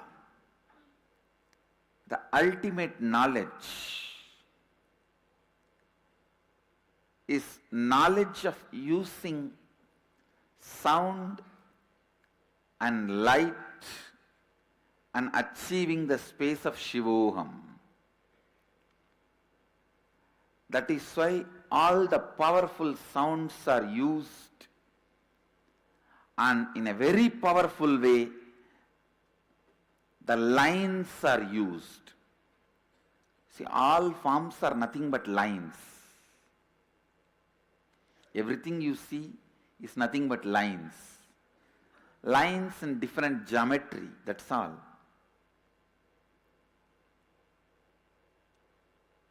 If you draw the line straight, two line, and it looks like a ladder.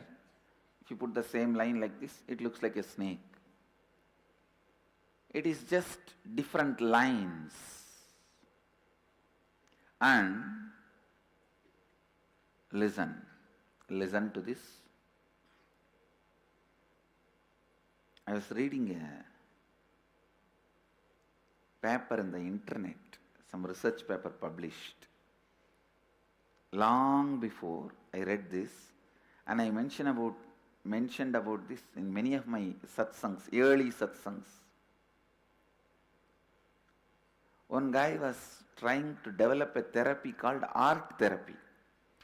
Means letting the mad people draw, scratch, paint whatever they want. By painting, drawing, so much of catharsis happens. They get healed. They become all right. That loose screw gets tightened.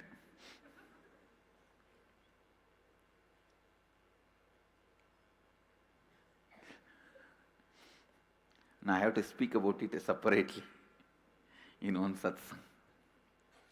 Now I am really seeing the same boys, if they are in the ashram from 1000 Beddam, they will not walk up to Rajasabha and they will lie down there.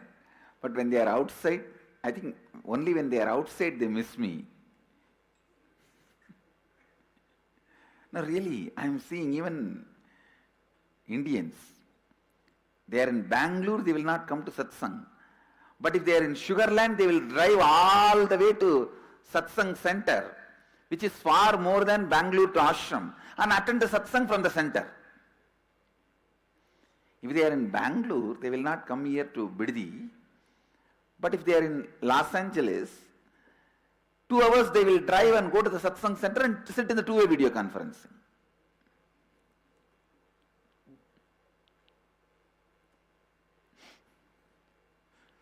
Good in a way.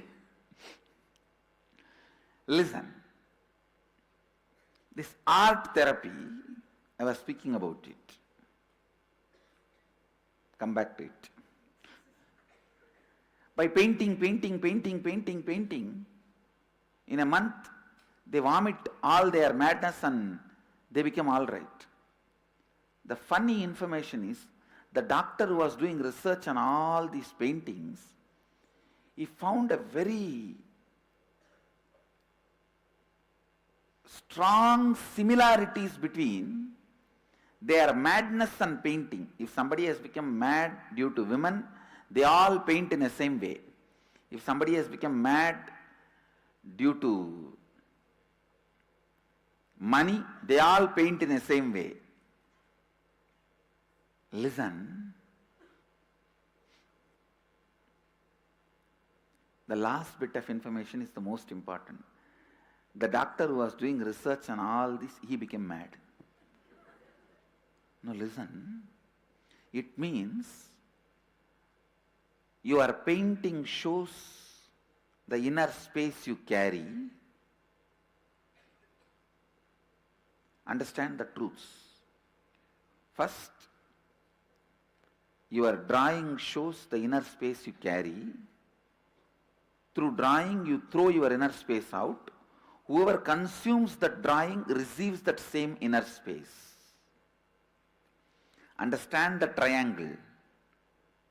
You throw your inner space through a drawing.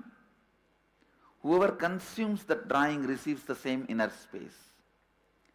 Mahadeva has thrown open in his, whatever is in his inner space in the form of drawing, that is Sri Yantra. Understand?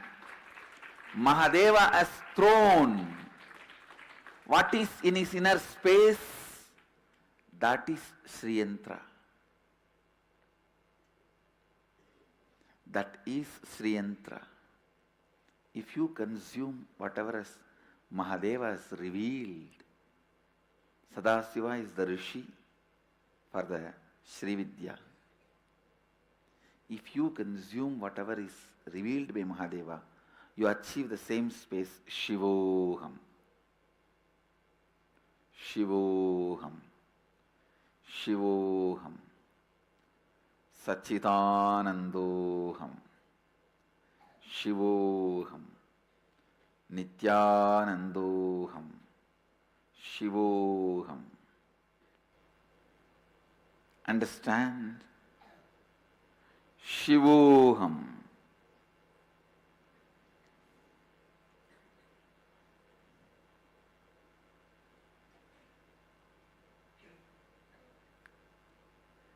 Shivoham is the sound, verbalization of Mahadeva's inner space. Sri Yantra is the geometrical representation, visualization of Mahadeva's inner space.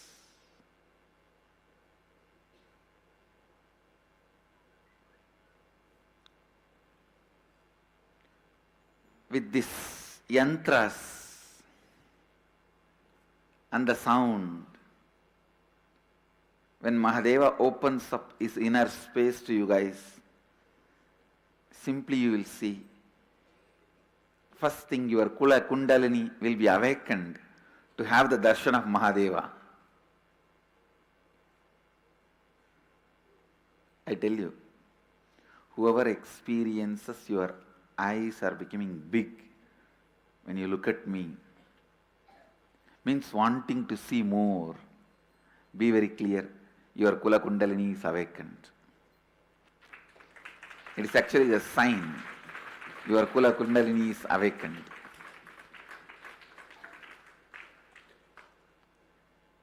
Only when the Kula Kundalini gets awakened, it wants to see more.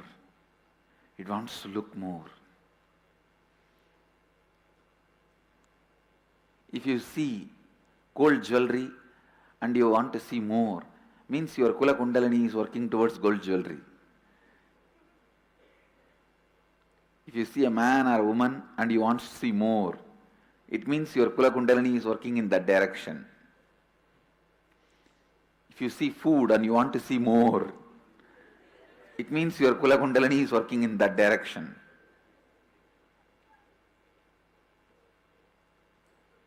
You see the Master Swaman, you want to see more. It means your Kula Kundalini is moving towards the Sahasrara.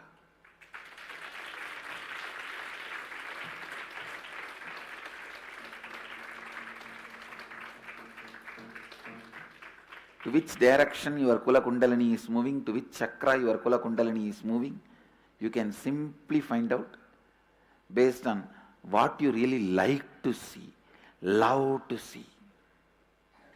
What is there in your being?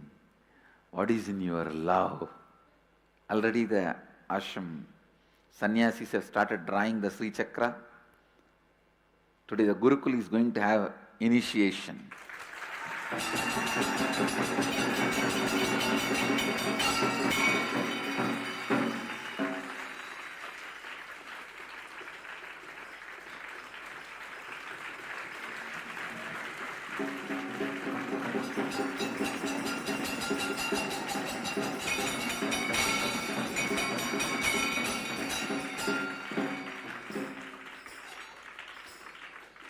Whatever I bring it to planet Earth, the first pack goes to Gurukul.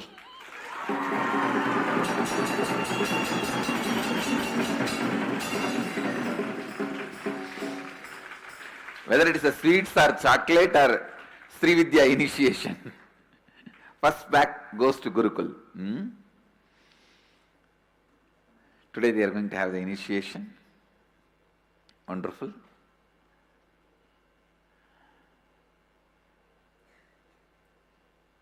And I am also planning to draw a large size Sri Chakra on through stone in the ashram. So from now onwards in Biddi, every inner awakening, people will have initiation through yantra, the mass Kundalini awakening and mass initiation.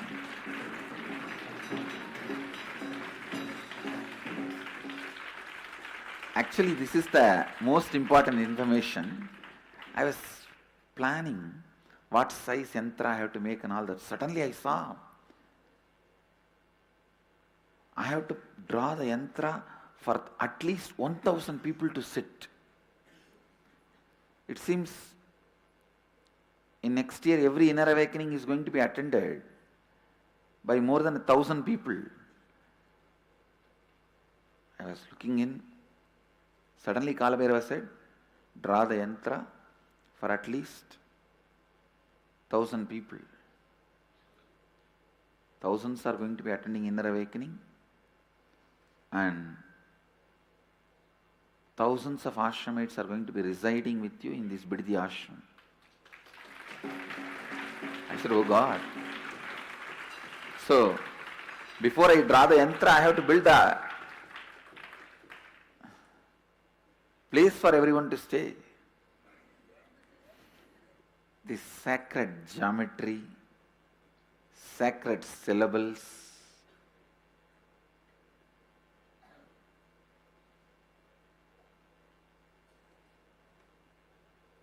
both I am using to make you all experience the space of Shivoham. Shivoham. Shivoham. Shivoham. Shivoham. Shivoham.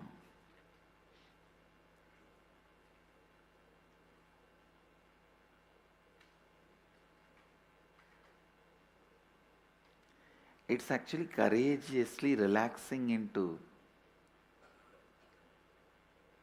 Mahadeva, trusting and resting your being into him. After all, even if you try to hold your whole life under your control, you are constantly powerless. You are reminded of your uselessness, non-utility of your individuality.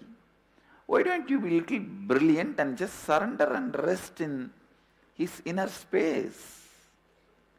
And he is intelligent, compassionate, enriching, enlightening. Intelligent, compassionate, enriching, enlightening.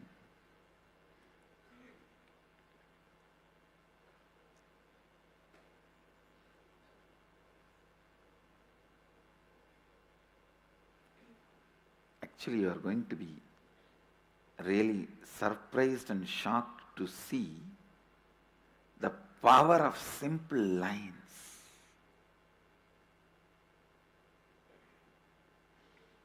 The power of simple lines,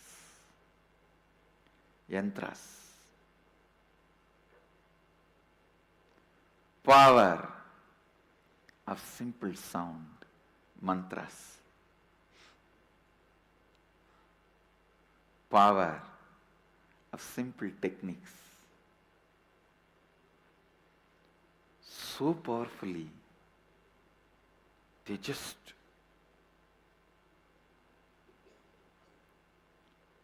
shake your whole being with Kundalini Shakti.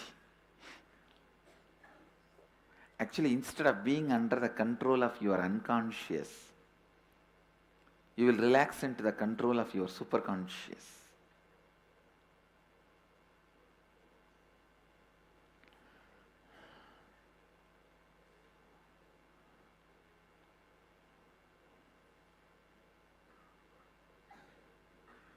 You will really relax into the control of your superconscious. So understand,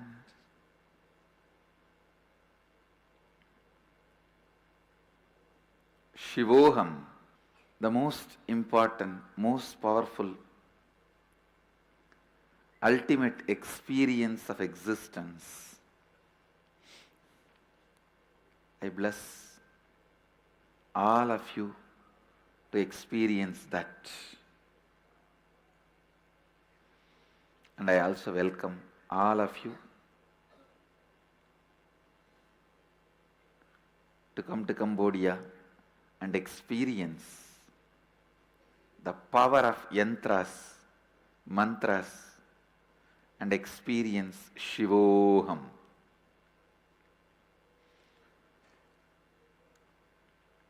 Nothing can be worthy of missing Cambodia. Nothing can be worthy of experiencing Cambodia. Nothing can be worthy of Cambodia. And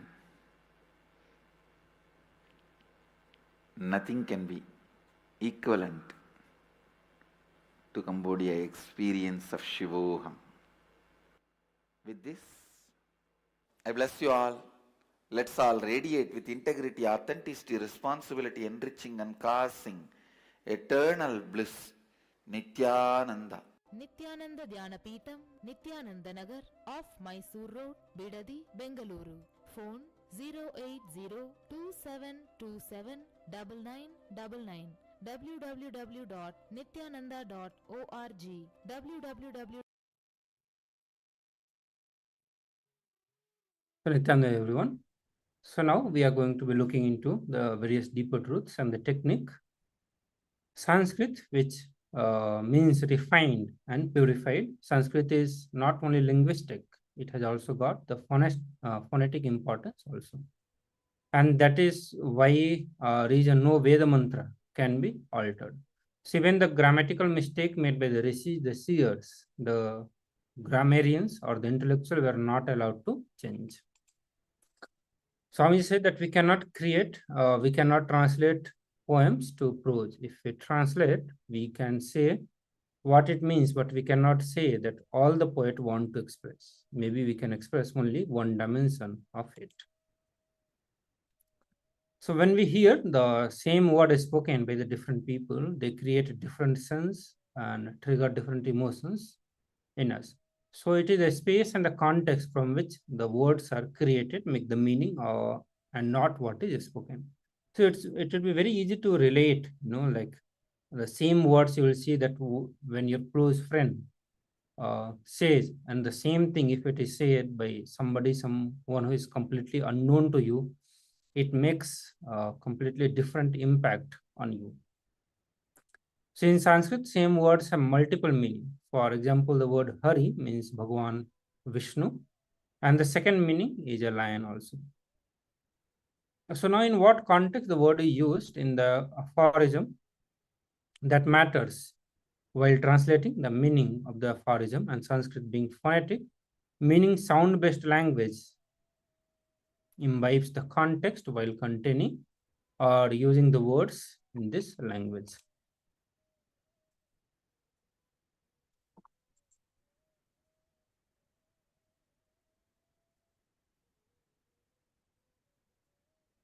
So there are certain examples from the Hindu history where we have seen the Brahmastra weapon, which were just created by using the power of sound.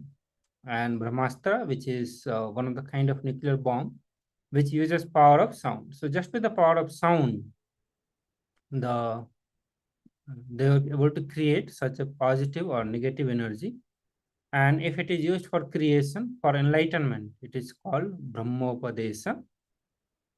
And when it is used to destroy, it is called Brahmastra. So since Lord Brahma is the creator of Sanatana Dharma, the Brahmastra was created by him for the purpose of upholding Dharma, the cosmic law of the Satya and the truth. So there are three types of Brahmastra. The first is Brahmashira Astra, and this weapon manifests from Brahma's fifth head, and its tip is capable of destroying the whole world. So just through the power of sound, this Brahmashira Astra, the whole world can be destroyed. The second is the Brahma Nada. This weapon consists of the bones of Brahma, and it is a countermeasure of all astras, all weapons. So basically, to stop or to defend against the Brahmashira Astra, the first one that we have mentioned, then this Brahma Nara was created. This is the second one. And the third one is the Pashupata Astra, which is the most irresistible weapon in the entire Mahabharata. And only Arjuna had it, and in the Ramayana, only Indrajit, the son of Ravana, had it. So these are the only two people who are known to have possessed the Pashupatastra, and this weapon is created directly by Lord Paramashiva himself. Now, the great yogi, Raghupati Yogi, the guru of the Supreme Pontiff of Hinduism, was born and brought up in Burma and Tibet, and he later on moved to Tiruvannamalai and lived there. Now, Swamiji shares that one day, while they were sitting and chatting, one bird picked a fish from a temple tank. And Arunachala temple has a beautiful and a very large water tank. And one bird just flew over and picked up a fish from the tank.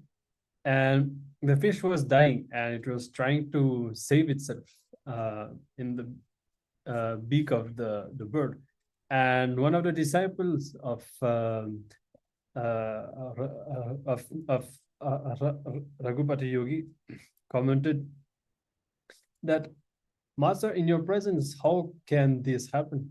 When life is dying, why don't you save it? And the disciple was commenting this way. And of course, Swamiji says, of course, I don't know how to justify what he did. I can only show you the power of sound. And what happens is Raghupati Yogi just looked into the eyes of the bird and made one small sound through the tongue, as if a stone was thrown at the bird. So just through the power of sound, he was able to imitate or to replicate the exact sound that would have been created if a stone had hit the bird. And with this, what happened? The bird just fell down. Just by creating a sound, replicating the sound of a stone being thrown, was able to make the bird fall down. And Swamiji says that not just once or twice, but at least 20 or 30 times he has seen his guru playing with sound, There's even a story in which Swamiji recalls how just through the power of sound, he could accelerate the growth of mangoes on trees or mango that was not ripe. Just through the power of sound, within few minutes, that mango would be ripe and extremely juicy and ready to be eaten. So these are some of the extraordinary miracles and powers that can be expressed when we harness this power of sound. Now, your body and mind can be elevated, can be transported to a different plane of consciousness and to a different plane of existence itself with this power of sound. It's like we heard in Swamiji's discourse in the video that we just watched, and the sciences of the science of Shodasi, and how the sound can be used to initiate us. Then this whole science of sound can be used to raise our consciousness.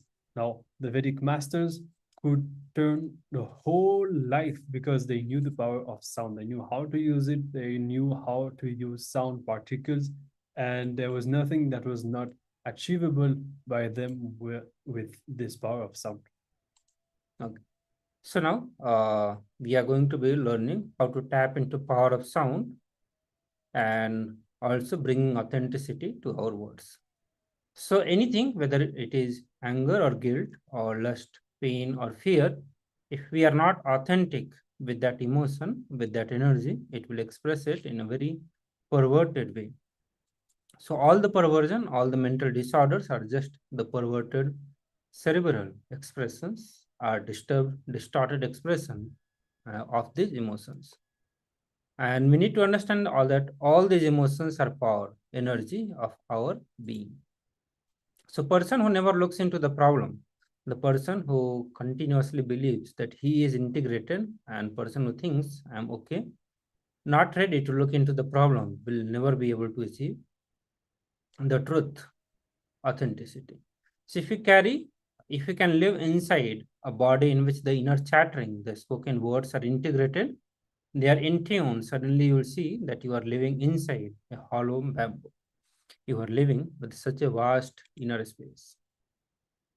Swami says, to others you can tell stories on problem, I'm this, I'm this, I'm that. At least for you, you should know the accounts, you should know the truth, you should know the fact. So integrating yourself, bringing honesty to yourself is the only way to remove hypocrisy. The person who has removed the hypocrisy from the inner space will experience enlightenment. So only if we can sit with ourselves, only if our mind and words are integrated, we have enough inner space and we can experience the power of sound. The basic quality to experience the power of sound is that we must be able to sit with ourselves doing nothing. Swamiji further says that silence is not soundlessness. Soundlessness is the absence of sound. That is a dead silence. But when we are working towards the dead silence, even a small sound will irritate and disturb us. We are bound to be disturbed because we are excluding, and anything which we exclude will take revenge on us. And you will see that purposely sounds are coming towards you. Sometimes, even if the sound don't come, you will be waiting for those sounds to come. So one of the beautiful stories Swami is sharing, that one great guy who is trying to work with the absence of sound, the dead meditators, with long face, serious, and they can't tolerate even a small sound. So they need absolute silence. Absolute means pin drop silence. So one guy like this sitting on the banks of village temple tank was meditating. Usually that is where they will meditate. They will take bath and sit and meditate. So one day he heard the sound of anklet. One girl had to come to fetch water. First, the second of the anklet, and then the sound of water. And as they put the pot in the water, the sound, the whole pots get the filled. That sound actually, he was listening, and the guy opened the eye and he saw, he got irritated and shouted that, don't you have the sense? I'm meditating here. Why don't you come without anklet? The next day, she came without the anklet, but the water fetching sound, with that sound, that meditator got disturbed, irritated. He again shouted that, why don't you get a vessel which will not create the sound? Third day, he was just sitting and meditating and waiting for that sound of the anklet and the water fetching sound. The third day, even if we do not get the sound, we'll just be expecting to get irritated to get the sound. We'll be waiting for some sound. So understand intense living. Sound is the silence. So soundlessness is not the silence, but intense living sound is the silence. Paramashiva says that enter into the soundfulness, the intensity of the sound. Then no sound can disturb you.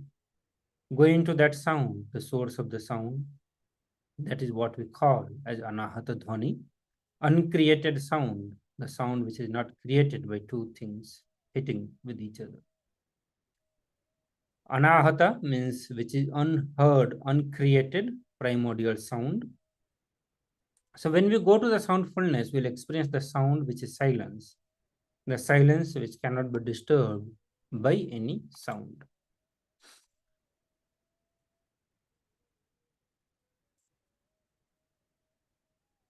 So here the Paramashiva is giving the two techniques, technique for the two things, how to connect ourselves, elevate ourselves to the level where we can use the power of sound, means integrate ourselves. And how to use the power of sound and achieve enlightenment, means evolve beyond yourself. So let us understand this technique. This technique is going to give us, going to directly help us to integrate our inner chattering and verbalization and create more inner space. So when we create a particular sound, our mind will be occupied only with that sound, especially when we are creating it loudly. So if we are using the word internally, our whole being will not be integrated. So create the sound loudly to the extent that others are able to hear it. So Paramashiva says that start loudly, only then you will be listening. You won't listen if you are chatting internally. So now we'll enter into the technique.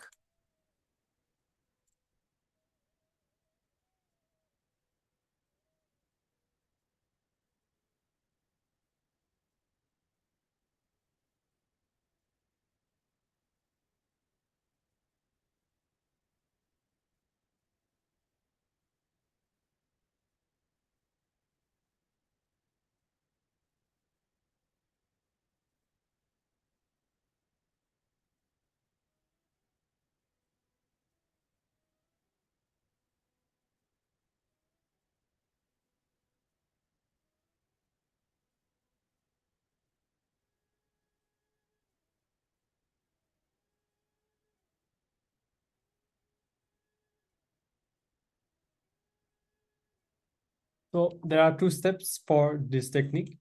The first step is falling into a meditative state. So start with a loud voice, and you will slowly find that your whole inner being is filled with that voice.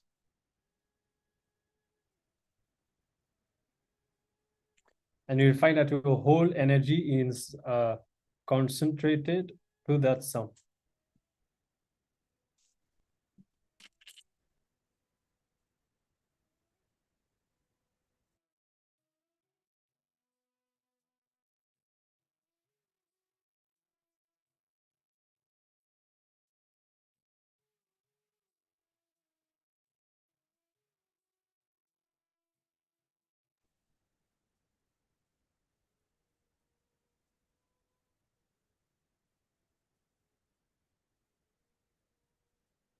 So whatever sound you feel like, whatever sound spontaneously comes out, you're going to be doing that.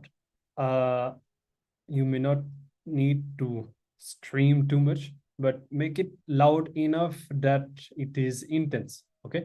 So start in a loud voice, and whatever sound comes out, you will find that your whole inner being is filled with that voice, and your whole energy is concentrated to that sound. So you're going to be doing this maybe for the next 5 minutes or so. And then we'll be moving into the second step, and we'll be reducing the sound and going into the depth from which that sound is arising, from which that sound is coming out, and finding the source within, going to that space in our being and seeing our inner space filled with that soundlessness. So by creating, I repeat the first step, by creating an intense sound, then we will be connecting with the source of this sound, and ultimately finding the space of soundlessness and the real inner silence. Okay, so you can all start. Paramashivoham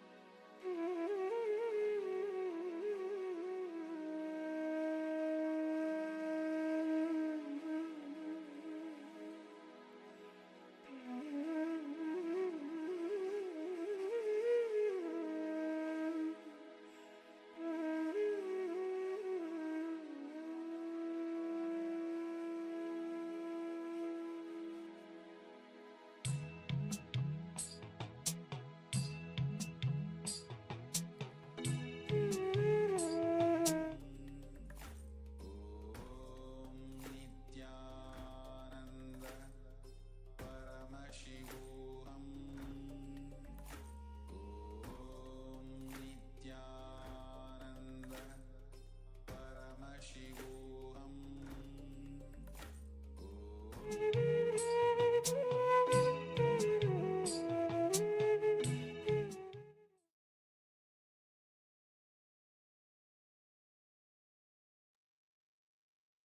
Yes, you can all relax now, and we'll be entering into a next round of power manifestation. Once again, today we are manifesting the power of scanning solutions through the third eye. So we are going to be doing another round of this same power. So to start with, you can all take a pen and paper and write down a question or a problem that you are facing, for which you would like the answer or the solution. You can start by writing that down, and then, without using our logic, just through the power of the third eye, we will be putting this question or this problem into our third eye, and through the power manifestation, we will be getting the answer or the solution. So you can all start writing. I'll be giving a minute for you all. So it could be dimension of your life that is not moving. Let's say that you're not able to manifest wealth, for example, and something is stuck. You're not able to have a breakthrough, or it could be in relationships, or it could be something related to your career. It could be anything, or even a deep question that you have. Many times, some of us have certain questions inside, why life happens in a certain way, or it could even be related to death, some more mystical dimensions of life, anything. Whatever questions or problem you have, you can write it down. And now we'll enter the power manifestation.